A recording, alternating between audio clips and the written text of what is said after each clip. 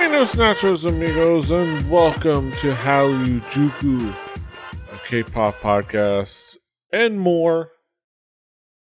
It's an East Asian pop culture podcast of fun where we talk about what's been going on, talk about what's caught our attention, talk about the things that are going on in the world of East Asian pop culture. I'm Petey Rave, your man with no plan. Here with me is my tag team partner, my partner in crime, my right-hand man to my left-hand side, Brandon Cooper, aka King Kaz. How you doing, Kaz? I am doing extremely well. How are you? Yeah, I'm doing well. Doing good. No, I can't say I'm doing good, but I'm doing okay. We're here first to talk about East Asian pop culture. Talk about things that have caught our attention. We start off our episode talking about what's new, what's got our attention since we last gathered, and it's been a few weeks. It's been a little bit since we got some delays like we usually do sometimes. So we have some things to talk about. Kaz, what's new? What's caught your attention? So one of the first things that caught my attention is this new track, or one of the newer tracks from Red Velvet, called Cookie Jar. A very K-poppy styled song, but definitely in the girls' wheelhouse. Hit a lot of points that I just enjoyed, and I don't know, I just liked it. I had fun with it. Yeah, I think there's a lot to like about it. It's very much in the kind of their MO, and bringing it to Japan, as this is their first mini album in kind of properly debuting in Japan. I guess I don't know if they've had songs, but this is like their first mini album. It's interesting to kind of bring their Red Velvet K-pop sound to Japan, which is really cool. Yeah, and you can't help but get infected by this track. Even if you have misgivings, even if you're not a fan of the using hashtag in the song title, which at this point you're just gonna have to accept it. Hashtags are a part of life in pop music. It's all about the hashtag cookie jar. I don't know too many people who are mad at hashtags anymore. No, at this point you're just making yourself angry for no reason. This is wonderful. This is fun. But yeah, I don't know. I had fun with the track. I thought it was fun. I thought it was just, like I said, I thought it definitely hit in their wheelhouse. It is definitely very K-poppy, so it's not anything like super amazing or super duper like contagious, but it's definitely within their wheelhouse. I think it'll be a good entry for them, like you said, into doing stuff in Japan. So good on them. All right, so moving on from there, my next track is from Yubin. This one kind of caught me by surprise as I was looking for other stuff, and the other stuff that I wanted to put you also already had. So I was like, oh man, I got to find something else. Yeah. And luckily enough, I came across this, and this just surprised the hell out of me. It's just so fun. Cute little video. And it's just, I don't know, I just liked kind of the flavor of it. It's definitely one of those songs I think I like because the video is super fun. Yeah. And because the video is super fun, it just made me enjoy the song even more. Yeah. The video is very 80s. The song is very 80s. I think it's Yubin of Wonder Girls, obviously. And the song is very fun. And I think it feels like a continuation of that comeback that they had, the track that they had that was also very 80s, with the almost like looking like they were the models in that Robert Palmer video. Yeah, that song, I'm gonna have to look it up at the moment, but I think it works well. Yeah, it's just fun. It's just super catchy. Like, it definitely has like a really fun, just catchy appeal to it, I think. So it's definitely worth checking out if you have not done so yet. Yeah. But my big one for the week, and I think mine is better than PD's pick of this, is SHINee's I Want You. it's a banger. It's just a banger. It's like if there was another Shiny song that someone was going to talk about, it wouldn't be as good as this one. Yes, because it wouldn't be, because it's not. I would say, I would say we'll talk about the other song, why it's specifically the song I want to bring up. But this song is definitely the more fun song. The other song is more of like, whoa, we're finally addressing this song. But that's we'll be back to that later. And who that song is about later. But this song is super fun. I Want You. It's really well made. It's been another like quality song out of like this whole year of Shiny, just cranking out tracks. Which is surprising, right? Because in all seriousness, like even with the song that you have and everything else that they've put out in the past couple months, it's so surprising how good everything is. Yeah. Right? Because you would almost think there would be some misstep. You know what I mean? Yeah.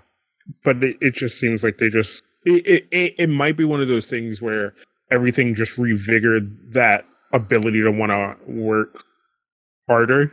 Yeah. That's like so because of that, it's just you get even better music, and it's sad, definitely, but it's just like holy shit, Shiny just like stepped out on these last few tracks. And it's like you can almost like they're cranking out track after track throughout the month, throughout the year, and it almost feels like one of them should feel like a B-side, but it doesn't necessarily feel like they all feel like they would be the track that they came back with after a year, but they've been coming track after track with that, and it's been fantastic to see them. Shiny. We'll be back to Shiny in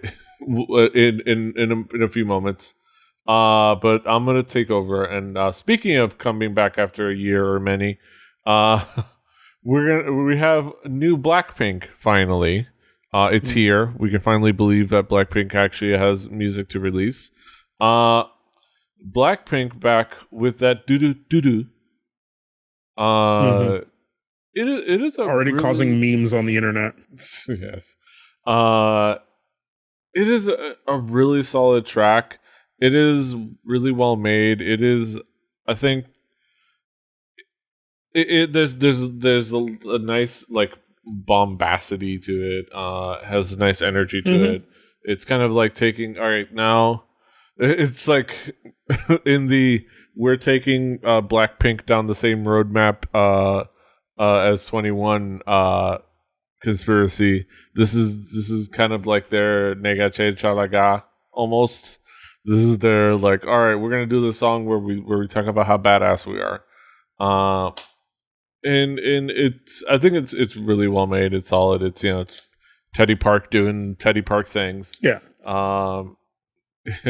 Which means like it's so sad because it's like almost is going down that same 281 route, and it's like, oh man, all these great produced Teddy Park songs where he literally like uses the best parts of what these girls sound like to just make an amazing song, right? Because it's different enough from 281, right? Yeah. And that's what I like about Teddy, like as a producer, is he literally knows how to bring the best out of the artist that he's working with. Yeah. And he does that here, right? Because in a 21 song, it have this same arc, but it would sound so different, right? Yeah. And he knows the sound for these girls so well. And I don't know what he does to do that, but it works so well. And it's just so great. And I enjoy the fuck out of Blackpink, but it scares me. It scares me. I don't want to get into another YG produced girl group that is just going to end up going away. I think there's a lot. There's a mixed thing now. This is really good. there's there's a lot of the back and forth with this track on part of it being the fact that people have discovered videos of like that prove that it's been around since like 2016 or 2015. Like this is like first like recorded or at least performed back 4 years ago. And honestly, I wouldn't be surprised if this has existed since like 2008 or something. Mm-hmm. But at least in some form or another. Just because like it's Teddy Park's old stuff, just kind of like pulling out what he was gonna, and then like reworking it for the Blackpink. Though I think somebody pointed out that it's almost a little bit more like a Big Bang track if you look at it structurally speaking, like which kind of makes sense, yeah. But yeah, I think there's been a lot of like milestones for this comeback. The video already has 102 million views, and it's just been out for like 10 days. It says 3.8 million for me. I'm looking at it right now. It's 3.8 million likes. It's got 102 million views. Views. 100. Okay, yeah. It's like it is blown up. 8.6 million subscribers. Yeah. It's one of those things where it's like I have noticed that in this comeback and like their live performances, they really have not been out there enough. They still kind of are looking a little lost when it comes to actually out there performing when you see them live, and it is not their fault. Because they don't get that much experience, like they don't get, so it still feels like, they still feel like they're overthinking it a little bit.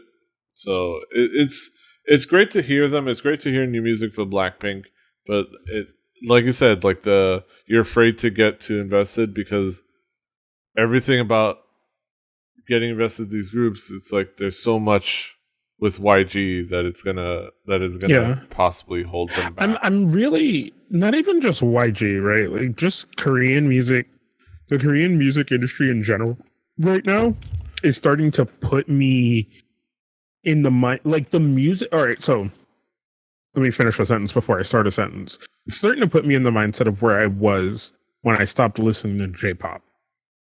But it wasn't necessarily the music industry that pushed me out of enjoying J-pop, even though it should have. It was just the music kind of started to sound all the same to me. Which is what I loved about K-pop, is it had a very different appeal to it. But now for me, where I am mentally, like the Korean music industry is pushing me out of K-pop as a fan. You know what I mean? Because like it's so hard to want to care when you know it's just not gonna last. Like it's manufactured in the first place, and I'm already way over that hurdle. Like I don't care that it's manufactured. It's just it weighs on you when you're just like, oh, okay, well that group's gonna be around for 2 years, and then there's gonna be a new group by the same producers in a year and a half. You know what I mean? And you're just like, do I really care at that point? And it's like, it's not that you dislike the group in any way. It's just, it just feels like there's no reason to want to care that much when it's just like it makes you feel like there's no point in getting invested in a group. Yeah. Outside of liking the personalities and hoping that they do something else. You know what I mean? Like hoping that they get to a point that they can do something else. Yeah. That you then want to get into them. But it's like, do I buy that album for the nostalgia feeling of having that album to be like I think 3 or 4 of the albums that I do own, those groups don't exist anymore. Like I have to look right there. I don't think I have. Well, the Rainbow. All right, Rainbow. 21. You have an FX album, I think, and FX. They still exist in my heart. They haven't disbanded officially. I'm still holding out. You don't lie to me. Don't lie to me. You lie to yourself. Don't lie to me. Don't tell my heart, my achy breaky heart. I don't think it will understand. I've got I've got Korean pop back there too. So it's like, oh yeah. And I think with Blackpink, and here's the thing: Blackpink is not at a point of like, oh, they're on the brink of like failure. This, like I said, this has 102 million views, and 21 wasn't on the brink of failure. So they were underutilized. Right now, as it stands, they're still getting commercial deals. They're a very visual group, so that helps them out. They're all attractive women, so that helps. They get makeup like endorsements and they commercial deals and things like that, and they model and stuff like that. The album debuted, I think, number 10 on the Billboard Hot 200. Not number 10. Number it debuted high on the Billboard Hot 100. Yeah, let me double check. But it debuted the album debuted high and the single debuted high. The single debuted at 55 on the Billboard Hot 100, and the album debuted at 40, not 10, 40 on the U.S. Billboard 200. So it's doing, and that's the U.S. and in Korea it's doing well. It's charting, it's still number one on the real time charts. Doo is still number one. The Black Forever Young is number 3. So they're not, but the fear is that. That classic negligence is going to cost them. It's going to hold them back to truly developing that and carrying that momentum. Like it's killing CL's hopes of making it in the US. Like at this point, who gives a shit about CL's upcoming debut or whatever, or re-debut or comeback in the US? Who cares? Like you had that like one song, the other song, and then now you're just like you've dissipated any hype that was there, and it's that YG thing. Like especially in the music market that we live in now, where so many kids come up without the. I didn't mean to turn our what's new into this hard discussion, but where so many people can come up on SoundCloud and all these other things that the music industry tries to demonize, right? Yeah. Because they still want to be the gatekeeper. Like, there are so many kids that literally, and then, this is using America and Europe as examples, which is, yes, Korea is definitely different, but you would think in places like Korea and Japan, where social media, like, are really, really, really high, things would be considered differently, but don't hurt J-pop's feelings. The J-pop industry still doesn't want to believe the internet exists. Don't get them too scared. It's just odd that like you still do this thing where groups just hard disappear without the caveat already from boy groups and male groups that they have to do army things. You know what I mean? Like we're coming up soon on BTS disappearing for a little while. You know what I mean? Like because of that. But they're riding that momentum as hard as they can. You know what I mean? So like it's just I don't know. It puts me in a weird mental space lately with K-pop. Yeah. But all right, but we're gonna have plenty more discussion to talk about the industry in headlines. Let's get back to what's new, because I want to talk about Taeyeon. And a really fun new track from Taeyeon, her solo track. This is I don't know. This is so cool. Like just as a video and as like a song. It's the song is really cool and interesting and kind of a different like style for her. I will say the one part that I'm not completely sold on is that beginning part with that fake chorus. That Imogen Heap, ooh, what you say, fake chorus. I that one I'm like a little, iffy on, but once the song kicks in, once the beat kicks in, and once the chorus comes around, then I'm in. And it's really engaging and dramatic and fun and it works well. I do like the Taeyeon as murdering assassin being attacked like I think Asian Junkie likes to put it as her remaking John Wick in a way, which starts with her beating somebody, like closing an elevator closing on her while she wields a hammer as she's about to assassinate someone. It is pretty fantastic. And it also involves with her. It also involves her playing playing shot put with suitcases presumably filled with bodies. Like, that's fun. But overall, it's just a fun song and fun video. I don't know. What did you think, Kaz? Yeah, no, I thought that too. I got more Kill Bill. I think, I guess because John Wick is more recent in people's heads, so they thought John Wick, but like it was way, way more Kill Bill, especially with like the color and black and white switches and stuff like that. Like, definitely more reminiscent of something more in the Kill Bill vein. Yeah. But I definitely enjoyed the video. I love fun videos. You know, I love fun visuals with a good song. So definitely wins me over on that front. Yeah. And it works well. So go check that out. Really cool, crazy video. Yeah, definitely Kill Bill with the random assassins coming for her. Don't trust the third. House. Don't trust the third food service tray. Yeah, I didn't order that weapon.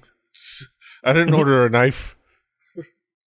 All right, moving on. Speaking of YG and YG talent artists and YG talent, we talked about this artist kind of moving from YG to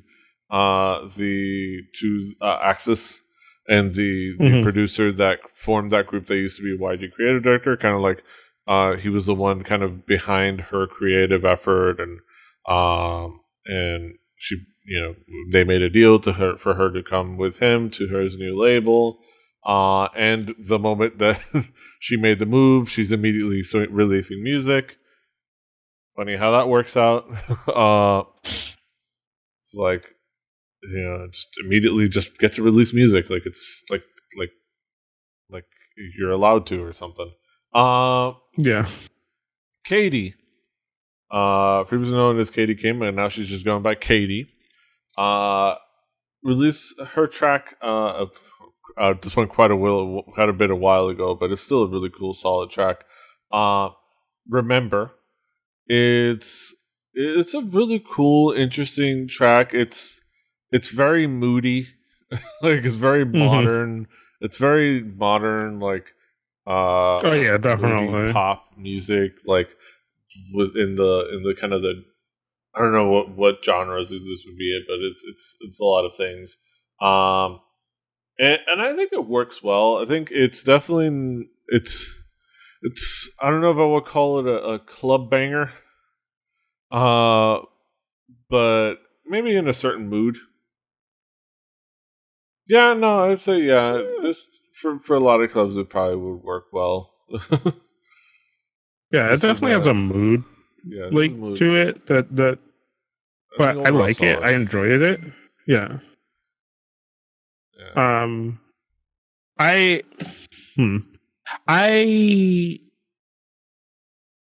kind of felt like how do I want to say this? Like it definitely is, like you said, it's very, very, very modern sounding. And there's also there's a lot of rappers in here. Yes. Like hanging out, not featured, just in the fucking video, bro. Like just hanging out. And I was like, all right, okay.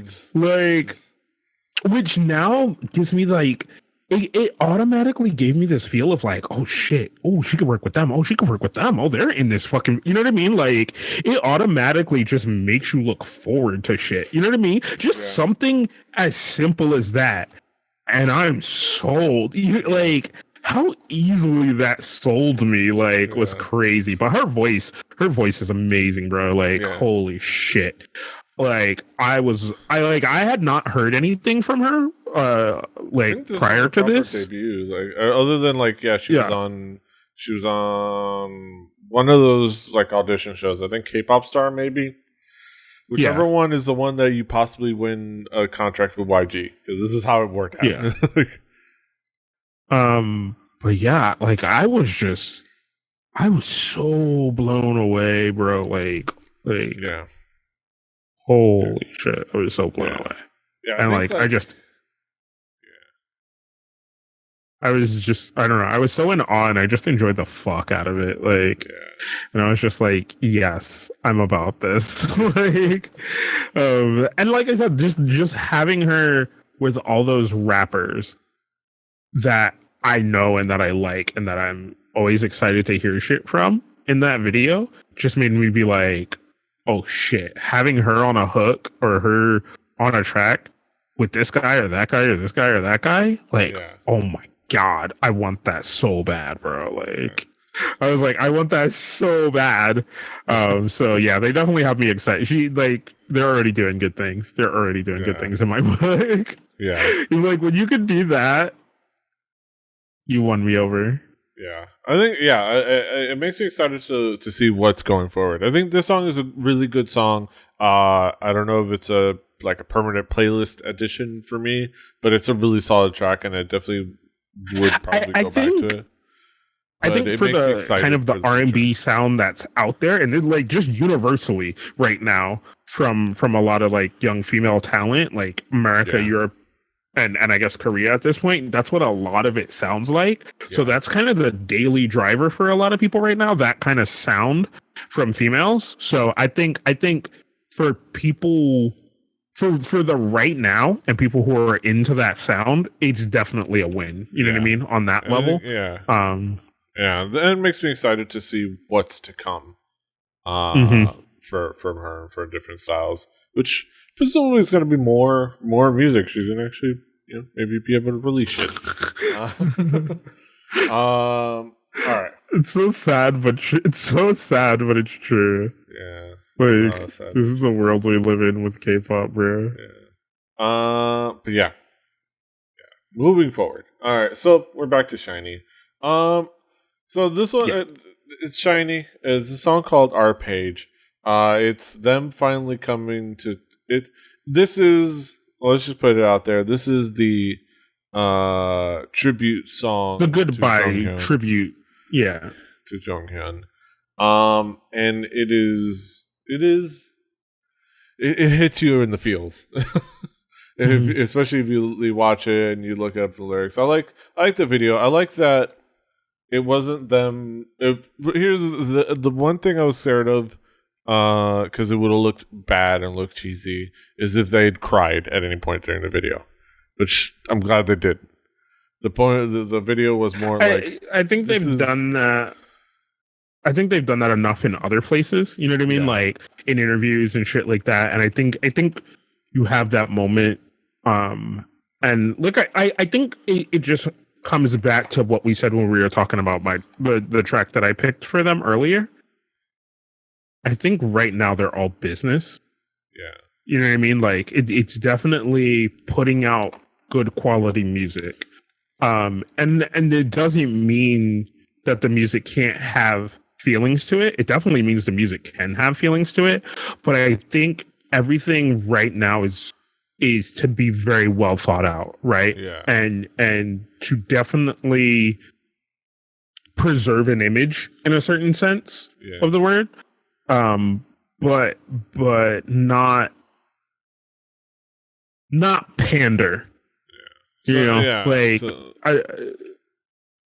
I think there's part of that. It's like, don't pander, don't pander, but definitely live up to it and do it right. Yeah. So like the video, the song expresses kind of how they're feeling right now and what their promises are going forward. It's how they promise to go forward together as a team and kind of fulfill their dreams. And the video shows like kind of how they've been coping since they lost Jonghyun. Either through acting or through turning to their work to dance. Turn in different ways. And but it's Well, still but an if impression. the one thing you take from it, right, is they're all working, right? Like Yeah, like you said, either music or whatever or stuff like that, where it's like they didn't walk away from everything. It kind of created this resolve, which I think we're feeling and getting in the music. yeah, So like that's like that thing that yeah, that I feel in a yeah. weird way. Yeah. And then at the end, kind of getting up on that stage with I guess with metaphorical microphones, I guess. But Mhm. standing behind them, but it's still front and center. Like they will, who will always be in the foreground of their mind. But they will still just be standing on. They will still continue to stand on stage. Even he'll be there, but they will still stand tall on stage, and it was a great final moment. And I think it was a beautiful tribute to Jonghyun, who I still occasionally think about. It's still it's been I still miss the guy, and it's been crazy kind of seeing the group without him. Um, but I'm happy that they've been able to kind of like keep going forward. Mhm. Be able to keep going forward, but it was still keeping them in their thoughts. Yeah, I don't know. I don't have anything else. I thought this was pretty, and it made me almost ugly cry in the middle of my break room at work today. I was watching it. I was like, just in the break room, like after just eating lunch, just like I'm not trying to cry at work today. Uh, I'm not you crying, know, you're crying. yeah. Yeah. It's just all the best to Shiny. We're gonna keep getting more beautiful music from them, and it just makes me so happy. Uh, as someone who's always kind of had them as one of, if not my favorite boy group in K-pop. Yeah. It's just so solid. But yeah, moving forward, we finish up with what's new. We finish up what's new. Now we head over to the headline segment. So sit tight, my friends.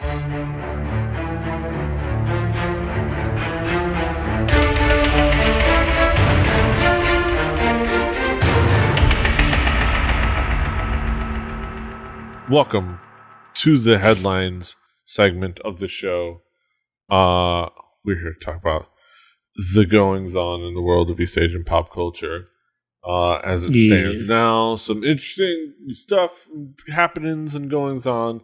Let's get down to it. Let's get down to the nitty gritty. We get down to some headlines. All right.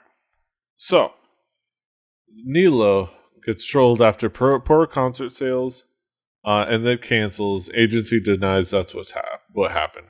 All right, so I don't know if we didn't really talk about the goings on of the artist known as Nilo. No, yeah, But I have no idea. uh, a lot of people have no idea who Nilo is, other than his back in May, his seemingly back even before May, his seemingly miraculous rise in the charts. Since despite nobody really knowing who he is, causing some suspicions of there being some chart manipulations. Uh, considering he's an artist who hasn't really been much radio airplay, or uh. or the fact that his song is from 2017 and the charting happened well into 2018. Um, the the fact that like the chart jumps have happened in like odd times. And the fact that we know this is a thing that happens. Uh, yeah. So basically, it's an artist whose no name company managed to, excessively succeed at Sadegi, and very much so. decided to go ahead and go forward to his concert, the Feel So Good live concert. Surprisingly enough, that was supposed to have Panamico and Babylon, of all people. And you would think even just with those people, they would sell some tickets. Like, I don't know. Yeah. Well, turns out the concert You're didn't like, sell. oh, damn. Babylon's putting on a show? Didn't hear about that. Wait, who's this other guy? Is he the headliner? Wait, no, he's the headliner? Thought he was the opening act. What's this? I'll go see Babylon. Fuck it. Yeah. But no, you got some. It didn't sell well. And in fact, a lot of some people, some trolls, as they call them on the interwebs, began buying tickets in tickets and like returning them specifically through certain seating arrangements to talk shit, to vandalize the page, saying like manipulation, other words that I don't really want to say, and middle fingers. See, this is something you could only really do like in kanji, right? Yeah. Or you know how much effort that would Korean, take. Hangul. Or in Hangul, or it would be better in Hangul.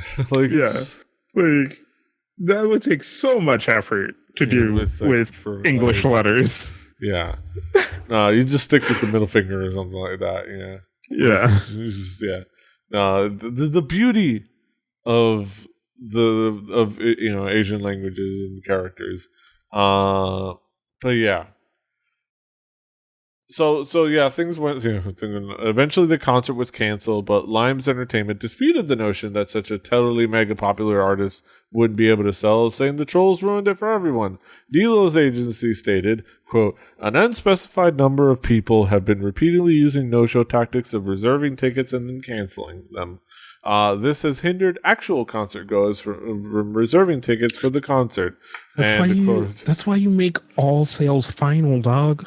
Yeah. Like, bro, non-refundable. Yeah, but then they probably wouldn't have sold it in the first place. The concert production team contacted us and informed us that the concert was canceled as they could not move forward under such conditions. Aww. This is kind of funny. It doesn't have Greg Miller involved, but it's amusing. I will say, until we have proof that Nilo himself is complicit in everything, this isn't Nilo. This is probably not going to be. Shouldn't be a Nilo thing until we have proof that he was the mastermind or whatever. This is a Limes Entertainment thing. Well, either way, he's not the mastermind. Like it definitely was like, hey, look, this is how we're gonna get you on, and he's like, okay, like I don't know what I'm. What do you tell? Okay, it's not like he's gonna say no, because they wouldn't because they certainly didn't ask him. They just told him. If anything, but yeah, this is this no-name company's thing. What do you? Which is funny how it's just funny to me because we watched a couple shows like Producer and then some of the other shows where stuff like this was like a bit in those shows. Yeah. You know what I mean? Like chart manipulation and or making things look like chart manipulation and all kind of other stuff. Like. Yeah. So it's just funny to me when it actually happens. Yeah. So I just always find that cute in a way. It's like, it's like one of those things where it's like you realize you watch these K-dramas and it's like, these ridiculous plot lines of that are just over the top and like then they happen and you're like, oh. Then it becomes that Seth MacFarlane joke about Harvey Weinstein. It's like, they probably know people who tell them this is exactly what's happening. So, it's like they probably have sources and some things like that. So, look what happened with the president of Korea. I mean, well, that was a living K-drama plot right there. and y'all thought those K dramas were unrealistic. Like, how that shit happened? But yeah, these Nugu companies, struggling out there doing some dastardly deeds and some bad juju. Speaking of these do what you gotta do. You tell people you're gonna bring money and you gotta appease. Yes. Speaking of these no-name companies and their dastardly deeds done dirt cheap, INX wins lawsuit against company after suffering mismanagement, abuse, and lack of payment. A 5-member boy group that debuted in 2016 reportedly had won the lawsuit against their company to nullify the contracts due to rampant mismanagement, abuse, and lack of payment. The report initially did not disclose who the boy group was, but it was eventually revealed to have been INX. The group basically describes them having to fend for themselves. This is them. Their agency kept decreasing the size of their staff, so it became difficult for the members to expect support from the agency in the form of a manager, transportation, and local dance lessons. The agency required the group to pay for their own hair and makeup costs and cosmetic procedures such as Botox and fillers. Cosmetic procedures such as Botox or fillers were also paid for by the members themselves, as it was considered by the agency to be, quote, self-management. The group had to rent out an aerobics classroom to rehearse, and there were times when the members couldn't get in because the password had been changed. The agency did not provide the members with monetary support to buy food and household items at their dorms, telling them, quote, you won't die just because you skipped a meal, end quote. A staff member who spoke up and requested that the agency pay for the group's meals was forcibly removed from the company. This group was also active in Japan and Taiwan, but the situation was not ideal. The members were not accompanied by managers or other staff when going overseas, so the members had to get out and promote themselves. They were not provided any security personnel, so the members also suffered for frequent sexual harassment at events. They also suffered from threats at the head of the company. The members are also said to have suffered from verbal abuse and threats from the head of the agency. The head would create an atmosphere of fear, as they said, quote, if you don't listen to me, I will destroy you in this industry, end quote. I mean, who? They would also insult the individual members and threaten the members by saying they would change group members or make the members pay an exorbitant penalty for breaching their contract. Almost predictably, the group was not paid by the company either. Despite this, the group worked hard to promote their music, but they were never paid any of the money they earned through the activities. Thankfully, they likely, because they were just asking for nullification, they won. The group, it goes on to say they basically just they didn't ask for any, to recover any kind of fees. No, it's at that point where you just want out. Yeah, just let me go. You're like, look, I'm done. I don't care. I don't need any money from you. I don't need any help. Just let me go. Keep the jacket. It's yours now. I don't care that much. Yeah, those situations. It's like we were saying with the previous thing. It's just it's crazy how realistic these situations are. You don't expect them to be real, but they're real. Yeah, like you don't expect it, but they are.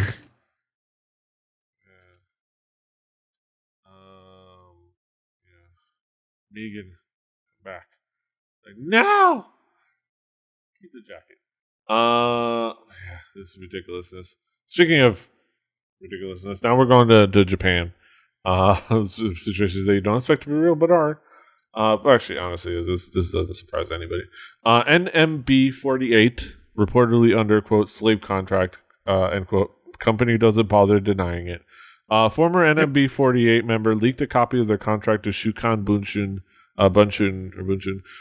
in order to expose the existence of a clause that allegedly makes it a so-called slave contract. Specifically, it's a non-compete clause, you would call it. The clause in question reads, quote, do not conduct external arts activities for 2 years starting from the date of termination of this contract, end quote. Regarding the clause, an anonymous MB48 member commented, it's almost like slave contract if you stop activity for 2 years. It's actually retirement. Yeah, because it's retirement. You go, the idle industry, you're gone for 2 years. You might as well just be gone forever. But yeah, it's a ridiculous non-compete clause. Bunshu consulted with a legal expert on the matter, who concluded that the contract could definitely be found illegal. It kind of goes into details. You can read it in the article on Asian Junkie. It's hard to argue with the logic. People kind of we know people act like a group is dead and buried when they don't have anything in a year. Like you're gone for 2 years, you're gone. Yeah. So unlike the other 48, and it goes on to give details, the fact that unlike the other 48 groups of the rest of the 48verse, they're not managed by IKEA, they're managed by Yoshimoto Kogyo, which explains why the contracts are different from the rest. I don't know how different, but whatever. The company, in response to the report, the company doesn't even bother denying it. They just say it's not enforced and newer contracts don't have the clause. Quote, "It is true that there is such a clause in the NMB4 contract, but we have not used it as a shield to prohibit activities. For the girls who joined us this year in March, the clause is not in their contract. Also, if there are consultations, the past members will also be released from their 2-year bond." End quote. Basically, what that means is if we could get a side hustle off you, then go ahead, go do something. Yeah, we can make points on the back end. Yeah. Otherwise, yeah. There's or like, you're not happy. You're not happy with your situation. Try coming back 2 years. Try to have a 2-year break. You want to have 2-year break? You want to have a 2-year break from the industry? You want it? Yeah. No. Okay, cool. Like it's such a easy it's those contracts that these groups. It is back to the industry how it works, how heartbreaking it is, because there's these contracts that are obviously illegal, but who's gonna dispute it? Who's gonna actually put it up to the light? Who's gonna be that person? Because you get to be that you try to be that person. You get to be the person that doesn't work anymore. Because people talk. We heard on the last story a guy tried to stand up for the group, and they were like, remove this person. Yeah, or even if they, if it works out for you, you take it to court, and get annulled. It's the way the industry works, people are everybody's everybody's friend, and everybody has everybody's back. So, they don't even need to talk to each other. Like we've talked about, the fact that JYJ is blackballed by the industry. I guarantee you, but it's hard to enforce removing that blacklist because there's no blacklist. It's just everybody understands. So suddenly you're not getting any phone calls. Suddenly you can't find a recording contract anywhere else. Suddenly, no TV show wants to really have you on. They're just not that interested.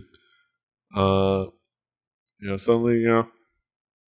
it becomes a thing. And you can't point to anything because there's no blacklist. It's just there's not there's not a lot of fervor. So it's hard to be the one that stands up for for everybody else's rights, and it's dumb. It's one of those things that's disheartening about the music industry, about the Asian music industry, about K-pop and J-pop. You just want to be a fan of some fun, dumb pop music, and then you're also kind of complicit in all of this, in a way. So I don't know. Did you have any further thoughts, Kaz? No. Yeah, we said our piece. Let's move on. All the best to all the 48verse girls, including those on Produce 48, because apparently that's having a whole thing. Haito. All right. Let's get down to some fun rankings. Let's finish off our headlines with some rankings. K-pop industry execs polled by Sports Soul on, basically everything. Another Asian Junkie article, but talking about a Sports Soul article. Partially because blah, blah, blah, blah. How people in charge of K-pop see the industry. Well, mostly because this is a mess. Sports Soul survey of the industry done for their 33rd anniversary. So this is kind of like the industry kind of getting the gauge of like what everybody thinks of like the rest of the industry and where everything stands as far as from like executive standpoint. So it's interesting kind of see some of these like top 5, top 6 lists to kind of look at it. Power people. Unsurprising as it stands right now, the number 1 power person is BTS. Power people. Yeah. They're the head people. Number 2, Isuman, aka Mr. SM. Number 3, Bang Shi-hyuk, aka Bang PD, aka the man behind BTS. So BTS is essentially number 1 and number 3 on this list. Number 4, tied for number 4 is 101 and YG. YG himself, the man, not the company. Yeah.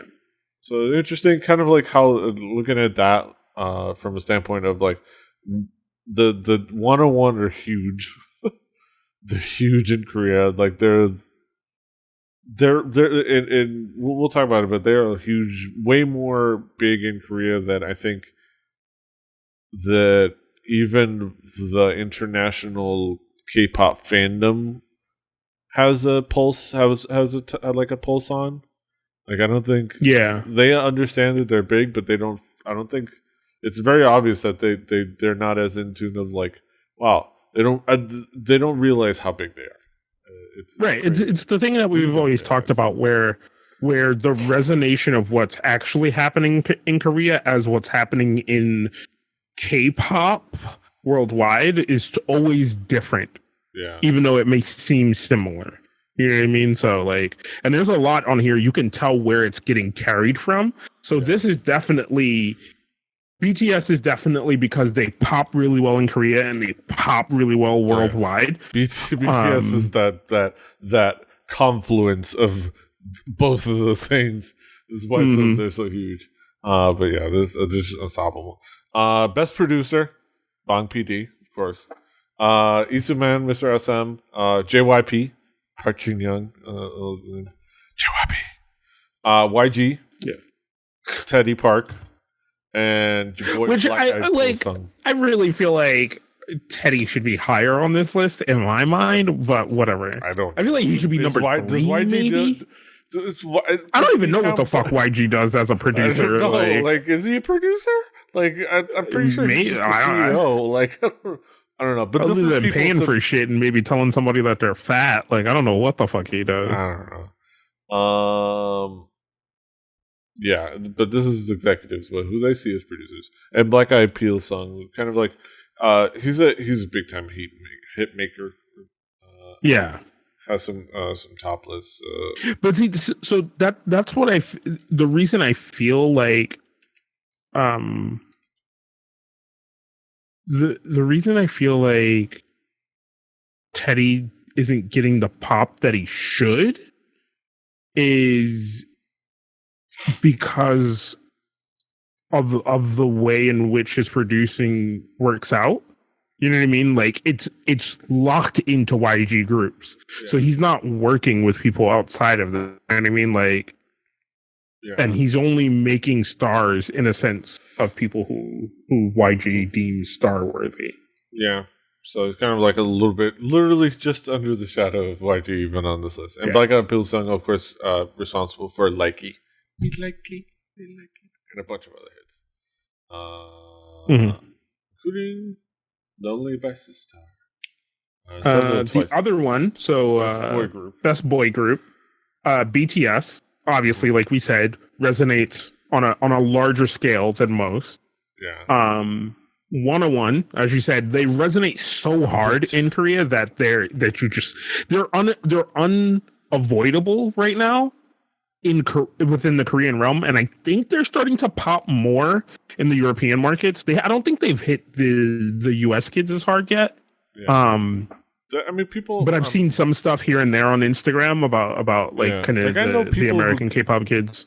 I know people who mess with them, who definitely are like super into like a couple of the tracks, but it's definitely on a more of a man. This track is awesome, and I really like these couple songs by 101 as much as in Korea. It's just like everything 101. We're all like consuming, or their fandom is consuming. Yeah. Definitely. Number 3 still EXO. Yeah, and I think that's more the Asian market just in general. I think they still pop. They still resonate for a lot of people in the outside of Korean Asian markets. Yeah. Big Bang, again, for kind of the same reason as BTS. They resonate in so many circles. And so they're just really hard to avoid. It's so hard to avoid Big Bang, like, and especially like their old shit just pops so much for people. When people kind of they're just present everywhere. Like the music is just, the one of those groups said the songs are just classics. A surprise to me, a surprising unsurprise to me, 17 on here. I think if you do this poll at a different point, like last year or 2 years ago, it's not 17 in that spot. But I think doing that poll right now, 17 is definitely in that spot. They've just been building a solid foundation for themselves. Like just solid tracks. Solid tracks are the solid tracks. They and again it's definitely like domestic and things like that. Best girl group. We'll talk about the girl groups. I love me some girl groups. Number 1, Twice. They're just they're the HBIC. Like Twice are the nation's girl group right now, and there's no denying that. Yeah, and they pop outside of Korea as well. Yeah, in Japan and the rest of Asia, they're and they've been a little bit in the West, but yeah, they're definitely big. Number 2, Red Velvet. Red Velvet always surprises me when they're acknowledged, because I feel like I'm the only person in the Red Velvet. Yes. It's like you and me. I feel like no one else is talking about them, but everyone is talking about them. Yeah, at least domestically. Yeah, they're right up here. I look right and I look a little bit up, and they're right up there. Yeah. Blackpink number 3. Yeah, you can't avoid a YG group. Surprisingly enough, I was surprised Winter wasn't on here, but then I realized and I thought about it. Winter hasn't been like in the lexicon for a little while now, which means they're probably working on a comeback. So maybe. Number 4, Mamamoo. It's crazy because they just are. It's been crazy watching them succeed. They just are a fundamental girl group, especially in the mainstream. Like they've kind of almost, in some ways, have taken over that like digital queen status from Sistar a little bit. But mostly just being that girl group that girls are into. I guess also a little bit, the girl crush thing. They have the solid fandom, and they're all fun and talented, and they're just great. And then number 5, G-Friend, who are contrary to what people will have you believe, are not on a decline. In fact, are doing fantastically. You think you have a finger on the pulse, but you don't. But G-Friend's still doing solidly. But yeah. All right. So best male solo. So this one, it surprises me, right? This literally is that long-lasting effect of the resonation being worldwide and people constantly finding your old shit and having it be new to them, I think. So G-Dragon at number 1, I feel, is the embodiment of that, right? He has so much workout that people are constantly discovering him in different markets, especially. Yeah.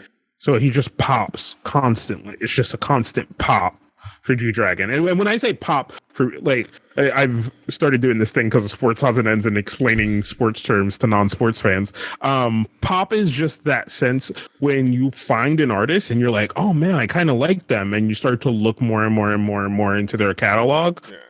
It makes that uptick in like search and and things like that. And then they get this whole host of fans that then go and follow them on social media and things like that. So they pop again and they resonate without having to do anything because there's such a big body of work to always discover.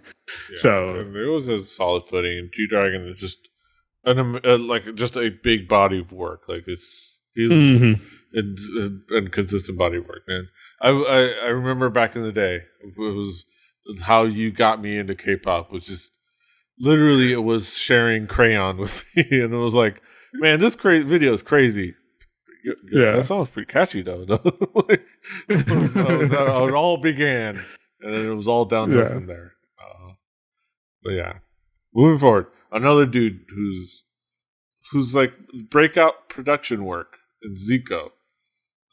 You forget how like influential he is, like just as a producer and as an artist in the industry. And it definitely just, the more you learn about Zico, the more of a mystery he kind of becomes, oddly, right? Yeah. Because he does the boy group thing, and then you kind of realize he doesn't need to, but he enjoys it. He like legitimately enjoys it, where you feel like some people do it because it's that stepping stone in a sense. Yeah. But like Zico kind of legitimately enjoys being in a boy group. I think part of it. Yeah, I think part of it is also he just enjoys being with the guys in Block B. Yeah, like it kind of seems like they've been through so much shit together that like they just like they can't get away from each other and they don't want to like just because of like the whole mess that they've been through.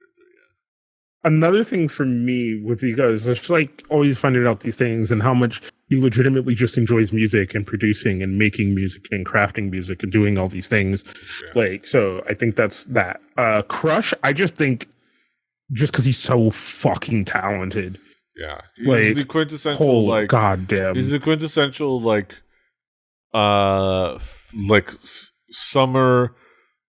He is the king of like the cafe hip hop R&B, the coffee shop hip hop R&B, but in a way that isn't so like soft and cliche. But he is like that voice of like those songs that are just easy soundtrack tracks for like putting in your cafe, and like he puts out solid R&B music.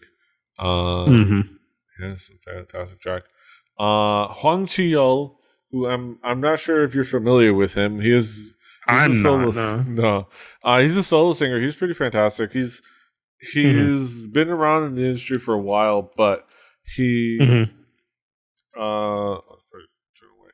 in the industry for a while, but he's kind of came into his own because he debuted. I want to say, let me see where he debuted back in like 2007, but he kind of came into his own after going on I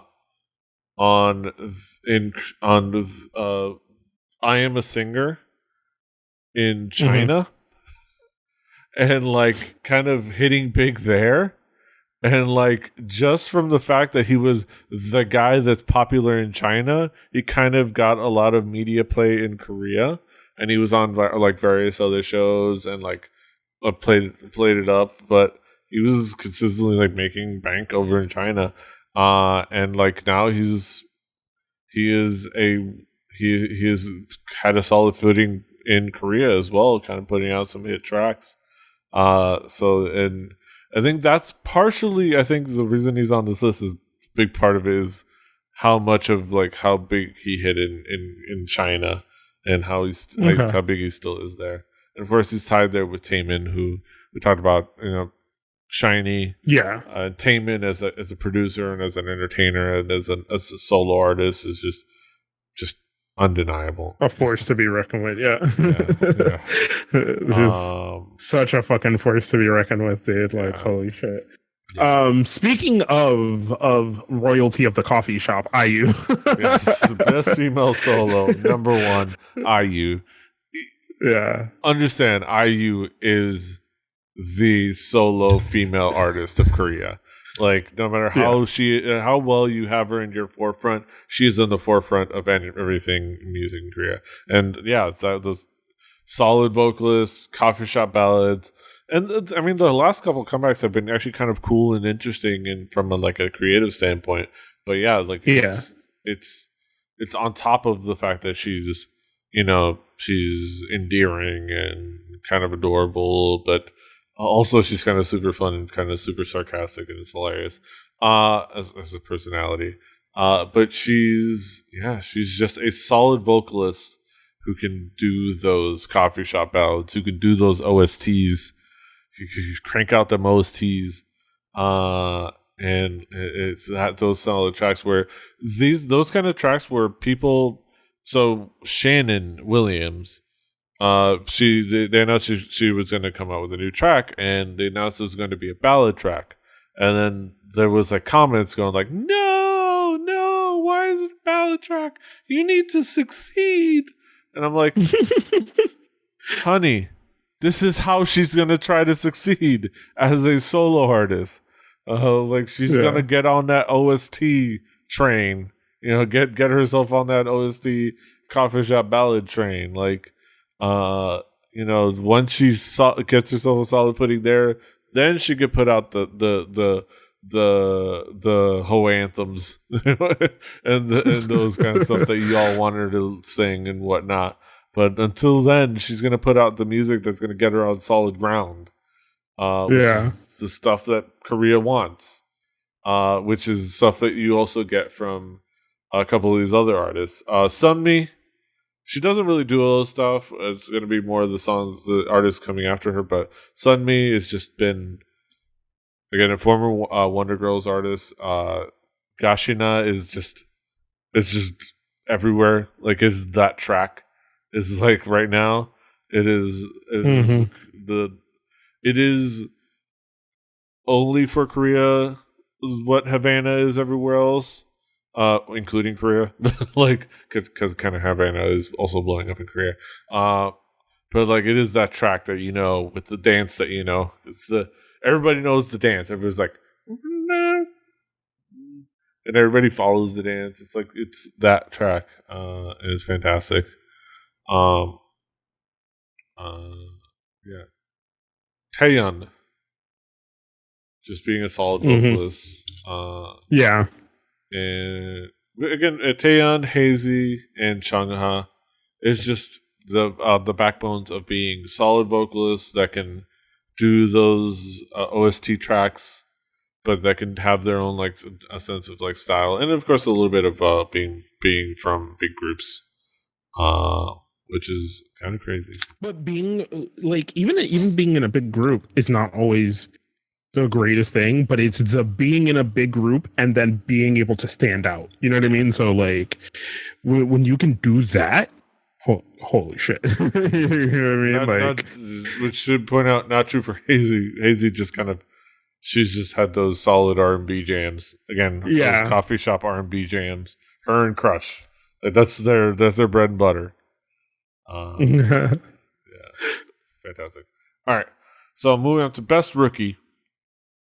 And this is kind of, this was surprising to me, a couple of these names, because they're names that aren't even, well, one of these is, two of these are in my radar. One of them is obviously one that I know is popular, maybe not always like one that I was doing. The other three, I didn't realize were actually gaining ground as much as I thought, as they actually are. But yeah, number one is G-Idol, or Idol, or the kids. It's kind of crazy that the song has actually found that much solid. At least, I don't know if it's again, this is more of a subjective poll based on executives, but the fact that they've been able to make that much of an impression, granted, it's a little bit of having an alum of popular audition shows in Jeonseon.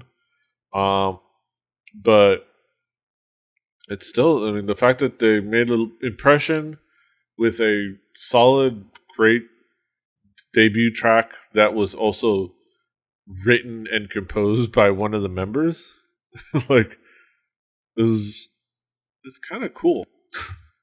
Yeah. Chungha. On I number mean, yeah, 20. we already said why that. Yeah, solid. Yeah. Solid performer. Able to do the OST tracks and things like that. 101. Again, monsters, not monsters. But yeah. but that's that. Stray Kids. Stray I've Kids not is a heard group. of them. Yeah, it is. It is the. I want to. Okay, so they're on an audition show that I think JYP was involved with or did or. Uh-huh. So it was a reality show created by JYP Entertainment and Mnet. It was a male. According to Wikipedia, 2017 reality show created by JYP Entertainment and Mnet. It is a male idol debut project with the concept of winning the quote trainees versus JYP end quote survival. It aired on Mnet from October 17th to December 19th. It was yeah. So this is the group that came out of that. It was like former trainees of other places. There were a lot of JYP trainees, and I think it's all JYP trainees. People have been in other places and stuff like that. So it's like low key. JYP debuted a new boy group, but they've been having a solid low ground. Key, high key.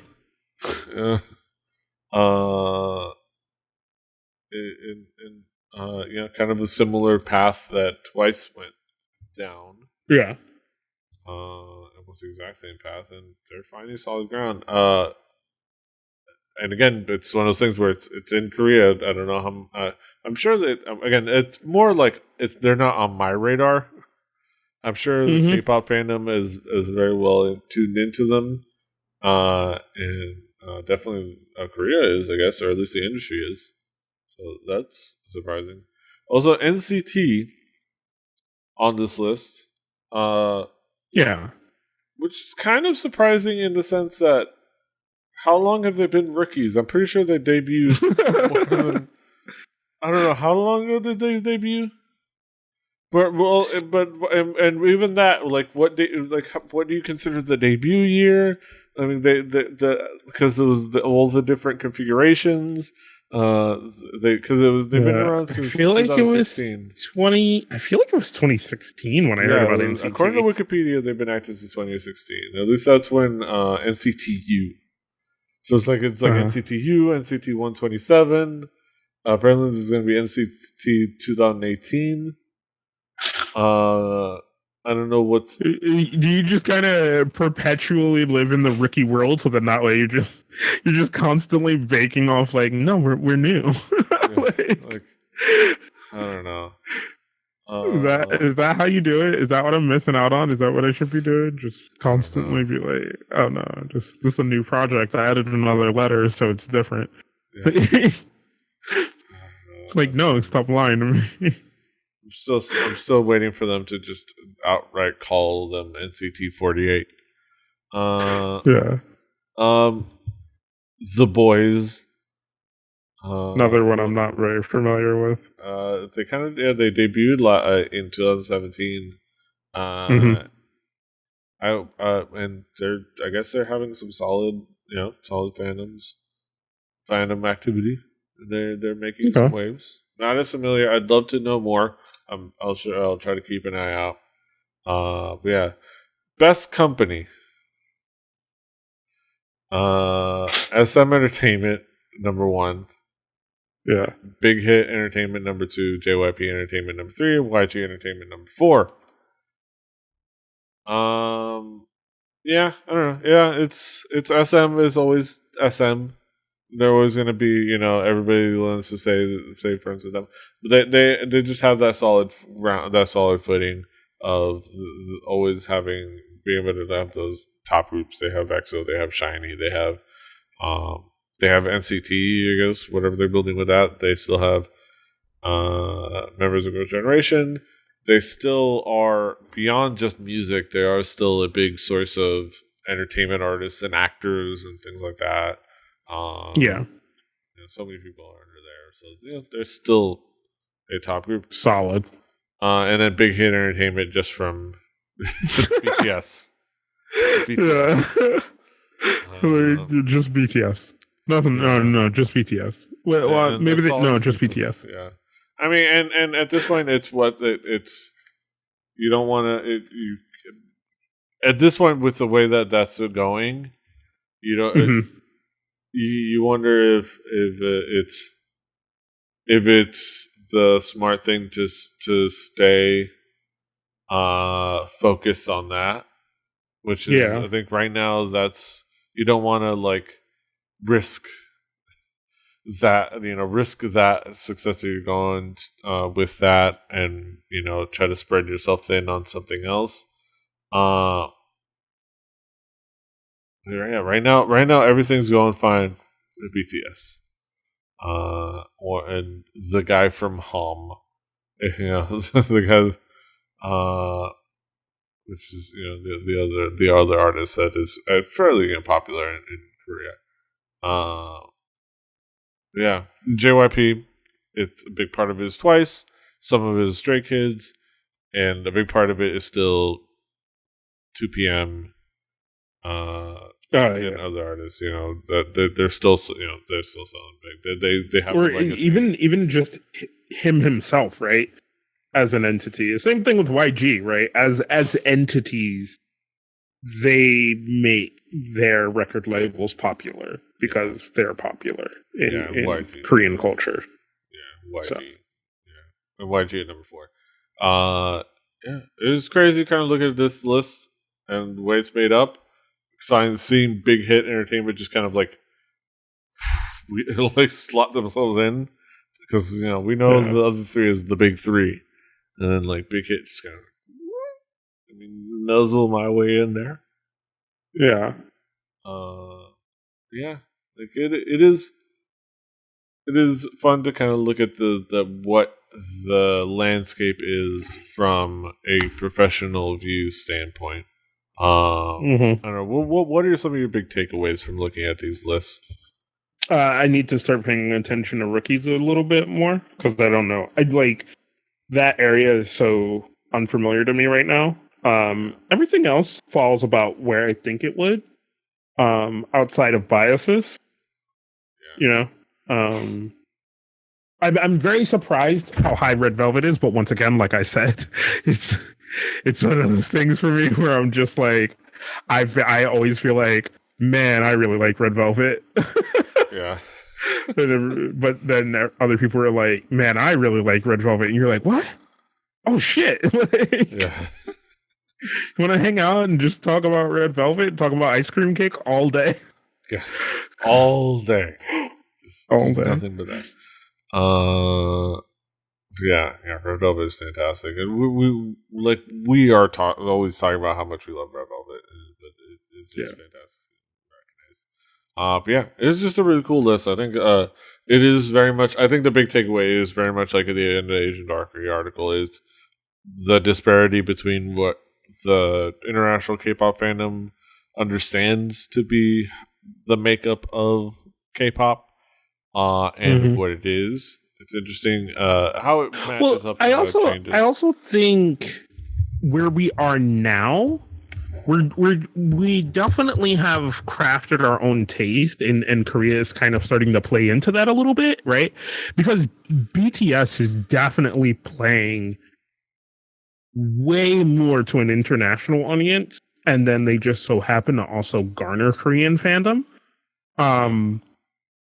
Whereas certain groups definitely are because there used to be a time where everything played towards Korea first, then the outer Asian markets, then even further out, right? Yeah. Whereas I think now people can almost strategically attack a place specifically and then work their way backwards. You know what I mean? People can almost just put out a group that visually and aesthetically is way more pleasing to the Latin market, but then vocally, obviously, it's Korean.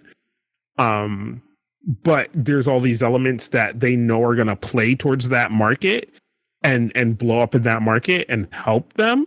And then some Korean fans are going to pick up on that. And I think now we definitely have our own taste. Whereas before, I feel like Korea was the spice maker for the outer K-pop audience. If it didn't pop in Korea, it didn't pop internationally. You know what I mean? Like, yeah. But I feel like now in this realm that we're living in, it's like, you know, the regions make their own fandom. You know what I mean? Yeah. Definitely. Like I still feel like Viz, like VIX, right, plays very weirdly internationally.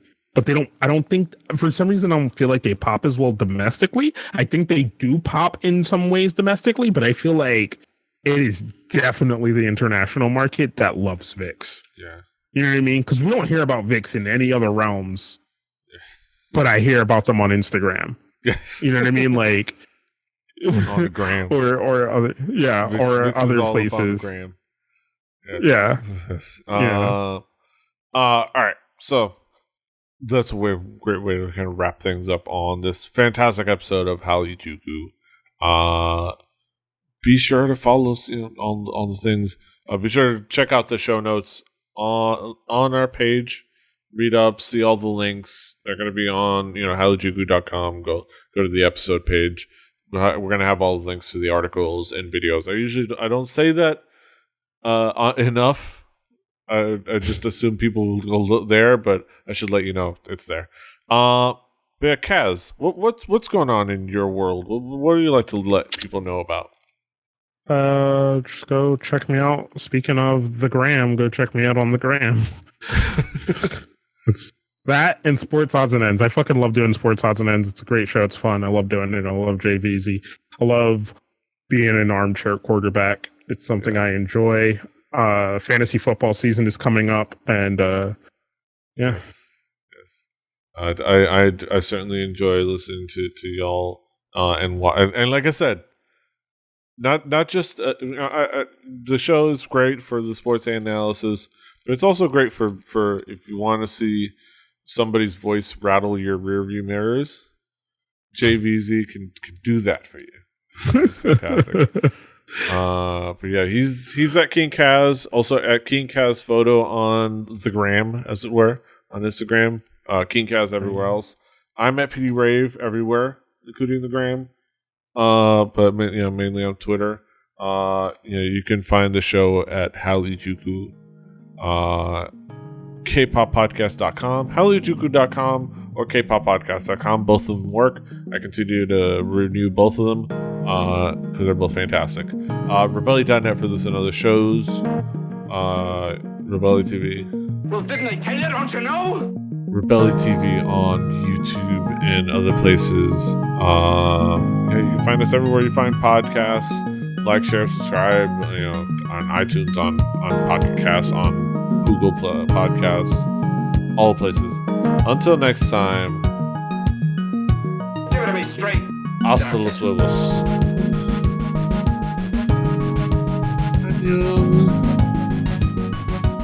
Fighting. Give it to me straight, Doctor.